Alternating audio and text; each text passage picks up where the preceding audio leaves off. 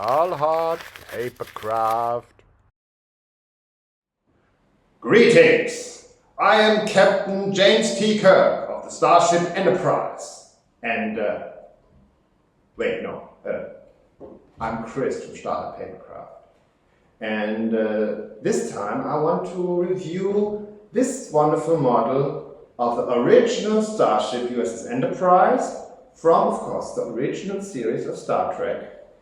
And this is the model created by Ron Caudillo, which is available for free. And it has a lot of nice details, and it's a very beautiful model. And if you like Star Trek and if you like paper models, maybe this could be something you might be interested in. Let's first have a look at the model pages. So as you can see here, these are actually the right dimensions. So you can see here the size. If the dimension is correct, you can see that by the scales here for centimeter and for inches. And then inside of those frames are always the parts. And here we have a lot of stuff. So they are the pylons for the engines, and then this is the dome for the shuttle bay in the rear of the main fuselage. Or is that the secondary fuselage? I don't know which is which. The engineering section at least. So again, you have petals here. You have this tower which goes in between, is on top of the dome, and then this is the structure you build inside the fuselage to make sure that the pylons are aligned correctly. More parts of the shuttle bay. Then on page 2, you go ahead with the bridge. So you have here the whole section, the whole bridge island, which is goes in the middle of the front, in the middle of the top, and you have the different the little turbo lift has. And then we have the these rings are where you have to glue them into the saucer section to make it more strong. Okay, so the primary hull would be the saucer section, and of course you have glue tabs. And then page 3, again you have more support rings here, and you have so many little tabs to cut out. If you're an advanced builder, you may just some of them you may just skip them. I think because there's really too many. Like for example, in these parts, it's not really necessary if you can just glue edge to edge, the paper edge to edge. And then next page is page 4, and here again you have, this is now the lower side. Actually also the lower side, and then this is the impulse engine, where actually in this version for some reason the holes for the engine are missing, and this is a fairing which goes over there. And then you get to the main fuselage, and you have the parts for the deflector dish, right? So here this is all the deflector dish parts. And this is again another part for the lower side of the fuselage, of the saucer section. And then here you have, this is actually a different version than the one I built, where you have another additional support ring. And and then this one is the same one which I have, and and this is the outer ring, which is actually the outer section of the saucer.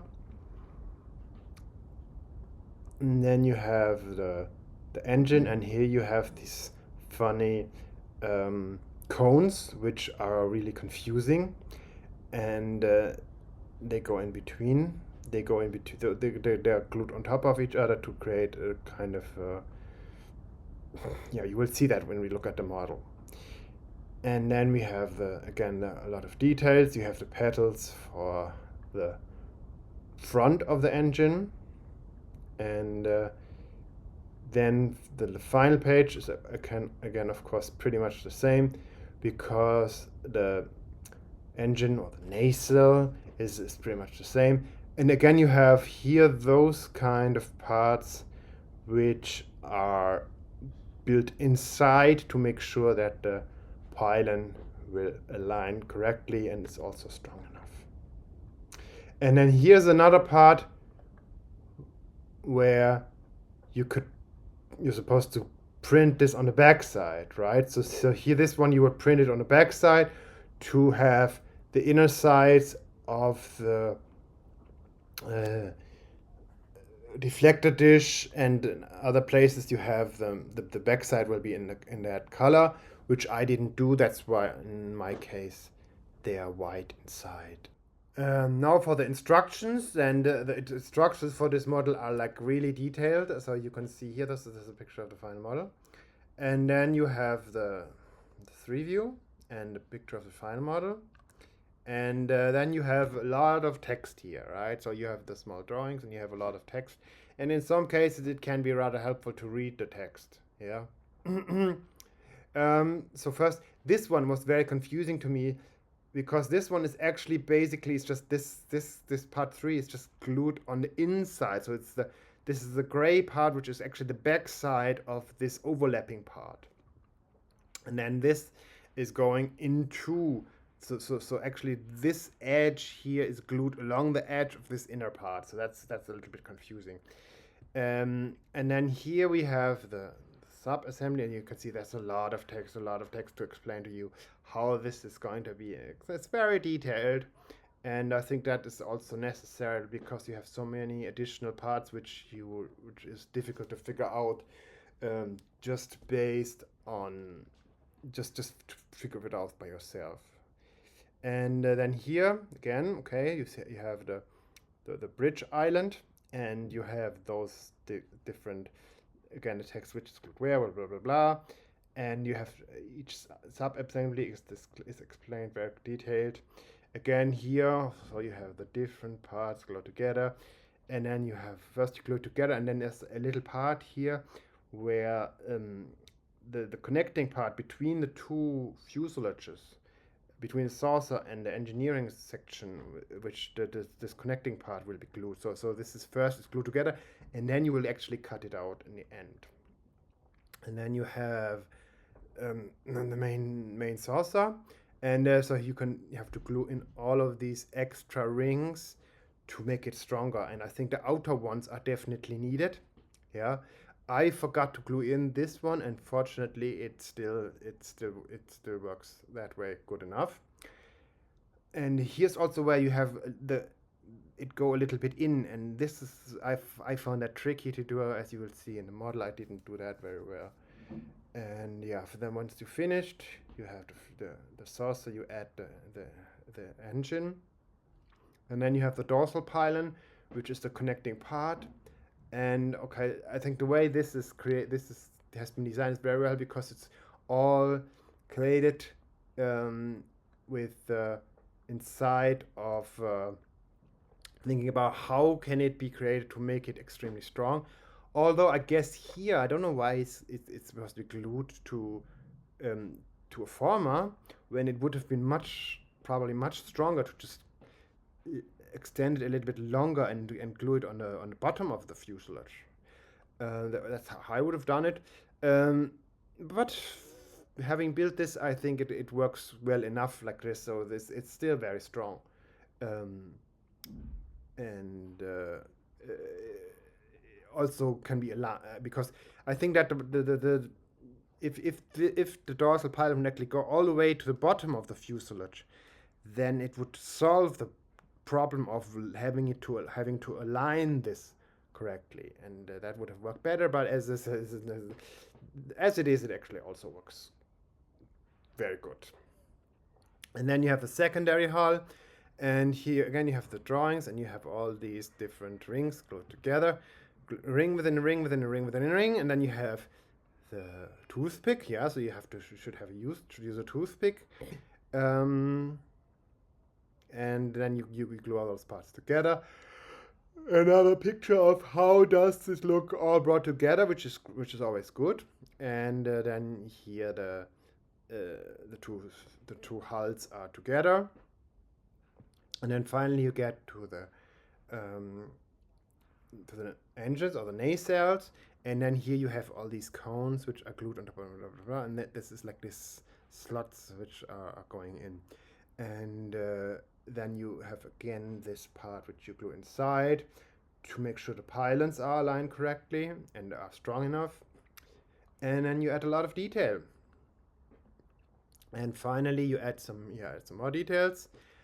And then you add on the pylons, and you have to of course repeat it. And they have S and P, so the numbers are actually the same. It's just that P and S are for starboard and port. And then finally you glue it together and you let it dry long enough time, so the engines will align, and then you have the beautiful Enterprise. Okay, now let's have a look at the actual model. And so it's interesting because in the instructions, Ron is actually saying that, you know, he designed a model to be the most attractive from the starboard side, because in the TV show they obviously also, the actual model for the TV show actually also was more detailed on the starboard side. So every time they wanted to show the starship close up or something, then they would show the starboard side. Yeah, and this is how the sexy side looks like. So let's just start with a saucer and a bridge. So here you have the bridge, and of course this dome is actually glass, yeah, but you know, maybe you can have a he actually also has a model of the bridge, so maybe you can scale this down so much and put a tiny bridge in here and then make a glass dome. No, I don't know. And I think the way this whole bridge module comes together is very nice. Also very nice detail here. This is actually the turbolift where they enter and exit the bridge. And then you have the saucer, and the saucer has different cone elements, which are, because it's, you know, it's not really flat. And another thing that is also interesting, that this is actually going inward here a little bit, so it's like a kind of like a ditch. Yeah, I must admit I didn't do it very well. I think if you are a better modeler than me, then you may be able to pull it off. And another thing that you can see, but thanks to that, you can actually see here that, you know, you can see all those little tabs. So you're going to have to cut out a lot of text. We also just saw it in the model file, right? And then another thing is that, of course, you have some inner stabilizers here. So if I push here, yeah, that's one stabilizer ring around here. That's another stabilizer ring around here.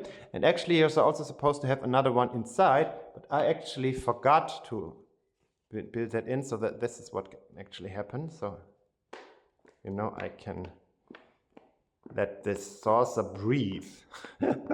Okay, but it's still working even without that, but I recommend you to not forget it. Then you have the impulse engine. So the impulse engine here, again, my building is so lousy.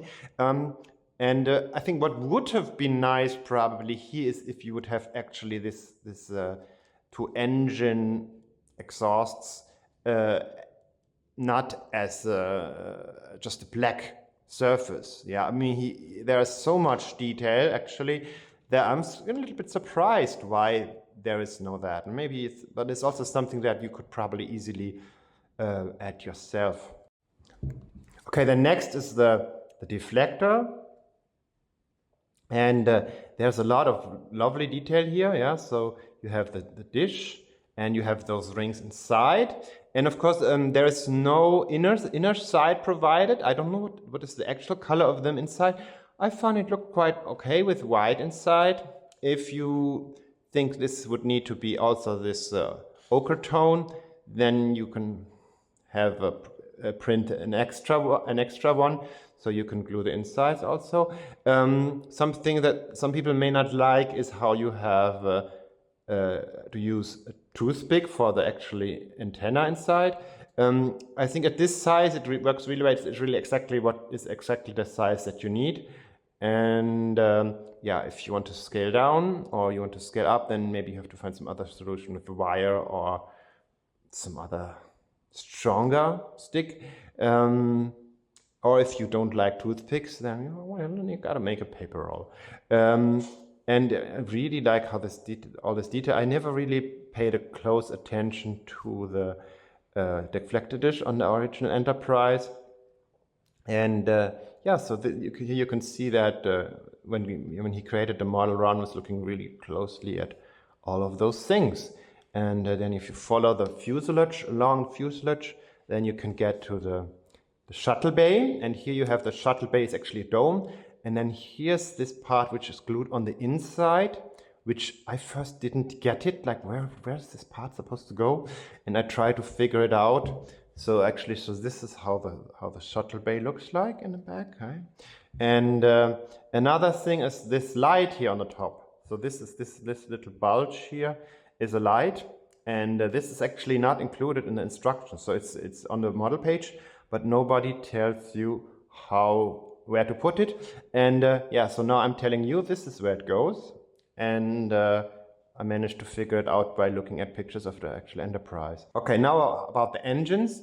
So again, you have this elaborate support structure inside of the fuselage and inside of the engines, as we saw on the model pages, to make sure they are in the right position, right?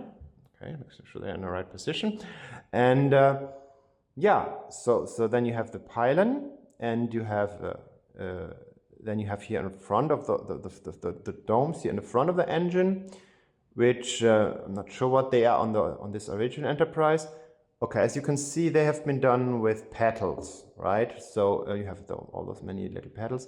And yeah, they're a lot bit troublesome to build, and this is why some people don't like pedals. They have some small tabs drawn in here to glue them together, which makes it somewhat easier.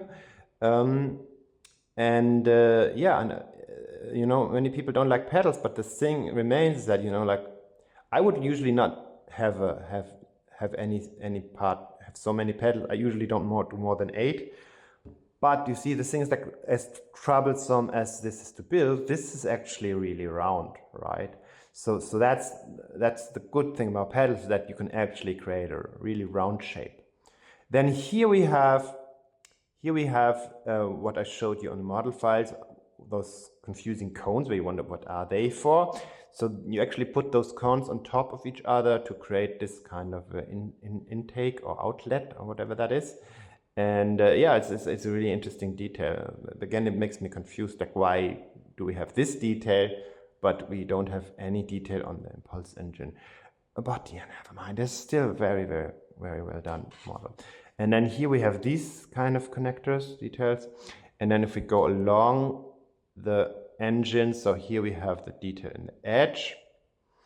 And then we have on the inside, we can look at maybe here on the other side. So here's another detail, which is called the reactor loop in the. And I think that what really makes this model worthwhile are actually those kind of details, because I think that's actually the same thing like when they did it on the original model for the original series. It's like those details are actually what make the model seem, you know, plausible. And makes it real, like, you know, it's a real machine, and those things are actually having some use or something. And then finally, I think that there's actually on the original model, there is a little ball in here. I always thought, maybe I remember wrong. And well, but this is not included here. Yeah, but that would have been more petals, I guess. So yeah. And yeah, so this is a very lovely model. It's a lot of detail, yeah. And if you love the original series of Star Trek, and if you love the original Enterprise, it's a really nice model to build. This is this wonderful model of the Star Trek original series USS Enterprise, and if you liked it and you would like to build it, you can go to here. And the link is also in the description. And yeah, so if you like it, build it. And anyway, thank you for watching, and live long and prosper.